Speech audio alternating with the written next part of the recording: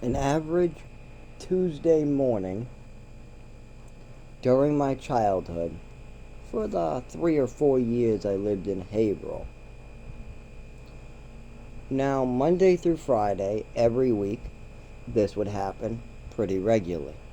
This was always the case. Sometimes I was more sick than this, sometimes not. I was constantly complaining and reporting this. I almost drowned a couple times. And you'll see why as I describe these mornings. It's kind of stupid, but the adults around me are making very bad choices. I'm asking them to stop, but they are giving me these meds against my will. The doctors say bad stuff is going to happen, and I need to be on these meds, or whatever's going on with me is going to get worse, and I can't have that. So they're brainwashing me. I'm getting whacked at home, and for years now, nobody's reporting the side effects but me.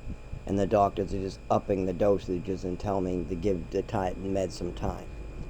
So, 15 years old, I go to sleep at about 9 p.m. They have me go upstairs around 8. They have me take 600 milligrams of Seroquel, 200 milligrams of Trazodone, 150 milligrams of Thorazine, Risperidone, and Lamictal. They also gave me Ritalin that morning, but that's worn off. And there's a whole mixture of meds that they like to give during the afternoon, like lithium or Thorazine or things like that. Or even Xanax would actually help me because I didn't know at the time I had a neurological disorder. But Ativan is used for things like seizures or neurological disorders. And I now know whenever I have a seizure that the Ativan is great for that. And Xanax is in the same family. So even though I was getting Xanax for anxiety, it was helping me move my legs as well. But that shortly got discontinued. Anyway, so I take this cocktail of pills that I've complained many times to my mother, father, doctors, and they tell me, give it another year, give it another 2 years, you gotta give these meds time. They up the dose. They keep on telling me. They add in more. They say, okay, and switch them around. Oh, you don't like that? Well, which med don't you like? Well, I don't know which one's making me feel this way. And you guys tell me if you stop them, I'll get sick. Yeah, you can't stop taking these meds, Zach. You'll get very sick. Oh, even though when I stopped taking them, I got better. My movements got better. My behaviors got better. My mind cleared up. My impulse control got better. A million things got better as soon as I stopped taking drugs that the pharmaceutical companies were trying to push on the children and convince them at the age of 7 years old that they'll need for life. Anyway, so I feel like a bag of rocks hit me and I passed the fuck out in bed.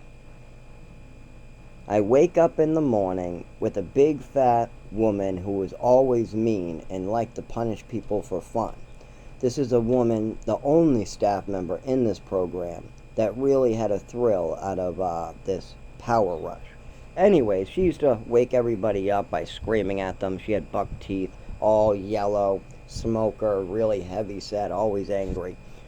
She goes to every kid every morning for years screaming, get out of bed, get out of bed, get out of bed.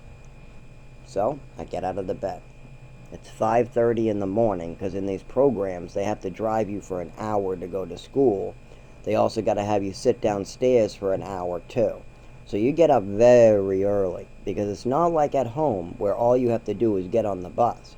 For us in a program, these state programs, there's a different bus for every kid. They all go to a different town. They all have to wait downstairs at a different time for the bus to arrive for 30 minutes, all this stuff. Anyway, so they get you out of bed. They have you grab your shampoo, toothbrush, all that straight out of bed. You get your clothes ready the night before. You grab your clothes. You go in the bathroom. They have you shower, and you have to. If you do not go in that shower every morning, you then are not allowed to even leave your room for a week. They literally give you solitary confinement for a week, and they lock away any toys or any equipment. So, unless you like solitary confinement for a week, with nothing, All you're allowed to do is the groups, which are like therapy type groups downstairs. So at this point, you grab your shampoo, you grab your toothbrush, deodorant, and your clothing, and you go in the shower. Now for me, the room is spinning every morning. I feel like I'm high as a kite. But at the age of 15, I have not done drugs yet. So I don't know this. I don't know that I'm experiencing a big high. All I know is that I took my meds and they're fucking me up good. But if I stop taking these meds, then something bad is going to happen, they tell me. And I've told the doctor that these make me extremely dizzy and drowsy. My mother knows these make me extremely and dizzy. They all know in the morning I look like I can't even walk. People have been pointing this out to me from age 13 to 20, that every morning I look fucked up. And my mother saw this. My father saw this every morning. On weekends, though, I slept in. So that's another problem. My mother and father never felt any responsibility for their son, and so they never gave a fuck. If they just woke up their son for school a couple of times, more than they already did, maybe they would realize, holy shit, my son looks fucked up every morning. All the way back to age 13 years old, my son looks high as a kite every fucking morning as soon as he gets out of bed. And he passes out in the shower, passes out, can't even stand up, his legs won't work, he passes out downstairs, he passes out on the way in, and then when he finally is not passed out, and he actually can move his body and stay awake for more than a minute, he looks like he's high as a kite, and he's complaining that he's dizzy, and he's sleepy, and he's having trouble moving his body. But the doctors say, just go along with it for another year or two. So, I just complain, but at school, the school says, man, Zach, you don't look so good. Every morning. Sometimes they think I'm sick. Sometimes I vomit, and they try to call me home. I'm pale. I don't look so good. And the only med that seems to help, believe it or not, is Benadryl. Something that will make me tired. So I can't fucking do that. I can't. So, the one med that will help with the dizziness for some weird reason is also something that makes the drowsiness worse. So can't do that. So what the fuck am I going to do from 5:30 a.m. to 10:30 with this spinning room high as a kite from my own meds at nighttime, taking them as I was prescribed? If you take 600 milligrams of Seroquel, you will wake up for an hour hangover high in the morning, I guarantee it. No matter how long you've been on it. No matter what your tolerance is, you will feel that in the morning. And if you throw in some other antipsychotics like Remeron or Risperidone or whatever else your mother wants you to be fed, and if the doctors are over-prescribing you because that's what your mother wanted and your mother set you up to be over-prescribed, if that's the case, like I was, then you're going to wake up like this every morning for years until you get an attorney to fix your medical records or until some family member steps up to the plate and helps you. If that happens, then you get to go to the doctor and actually get real medical care. But at age 15, I am not receiving any real medical care. All I'm doing is taking a bunch of pills that make me all fucked up, and all I'm wanting is I want to fall asleep without a heart attack. So I'm telling the doctors, yes, I do have problems sleeping, and when I don't take these super fucked up meds, of course I have problems sleeping. You've been giving me a cocktail of stuff that's so strong it'll put an elephant to sleep.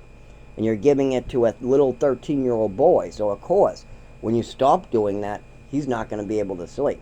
And anxiety.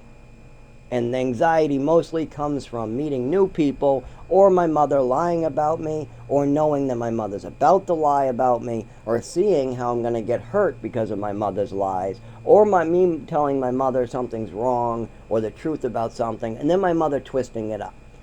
Like when I showed my mother my swimming medal, or when I jumped in a pool and caught the back of my foot, my mother said I was self-harming by getting the back of my foot caught in the pool. I must be taking a knife and chopping my heel up. And she also said the swimming medal I won in the orphanage was a African American's medal. I needed medication. I'm a liar. I'm a thief. I make up fantasies. I have attachment disorder. I'm running around writing my name on everything, and I'm out to get her. And none of those statements were true that my mother made. Not a single one of them. The truth is, I won the medal at the YMCA through the orphanage, because the orphanage brought us to the YMCA to do this. So technically, I guess the orphanage gave me the medal. Wrote my name on it, told me to make sure the other kids don't take it, put it in Legos, played with the Legos, saw the medal, wanted to show it to my new adopted mother, went up to her and said, "Look at the medal I won in the orphanage." And that was it. But then my mother had to go on one of her rant fantasies and go around hurting me, so she was very good at this. And the one thing I also found is when my mother was about to hurt somebody else, like my nephew or my brother, or she was delusional or yelling that my brother needs drugs and he needs to be on pills, all I had to do was walk in the room, show my face, and she would be right there to yell at me and hurt me and start calling me names, telling me I'm less than a dog, whatever. And she used to do this in front of family members. There was one time where she threw me off the couch, told me I was less than a dog, brought the dog up on the couch, told me to lay down, then told me I wasn't laying down good enough and told me to lay down again. Then she told me to lay down a third time, which I flattened my feet, head, whole body on the floor until I could lay down the most. I can't see the TV anymore. And she gets up to stomp on my body, which the whole family is horrified seeing in it, and goes, "Stop, stop. Whatever you're going to do to that kid, stop." At the age of 16, I was having medical problems where I was bumping in the furniture and I was falling down a lot. And I thought that this was normal kid stuff because I seen people stub their toes and bump in the stuff and kids get hurt. And my mother's calling me into the living room asking me why I always have marks on my shins from bumping in the stuff. I tell her I bump in the stuff. I thought it was normal. My mother says, "That's considered self-harming. You're suicidal. You need more meds." When really it's a neurological disorder and I twitch, and we've known this since childhood. The doctors and the teachers tried to have conversations with my mother and father about my coordination issues and about the overdose that happened with my mother messing around with pills in my body. But instead, my mother completely whitewashed the whole situation and then moved me to Texas. And if they don't want to remember or listen to the people who can actually help, I can't change that at the age of 7.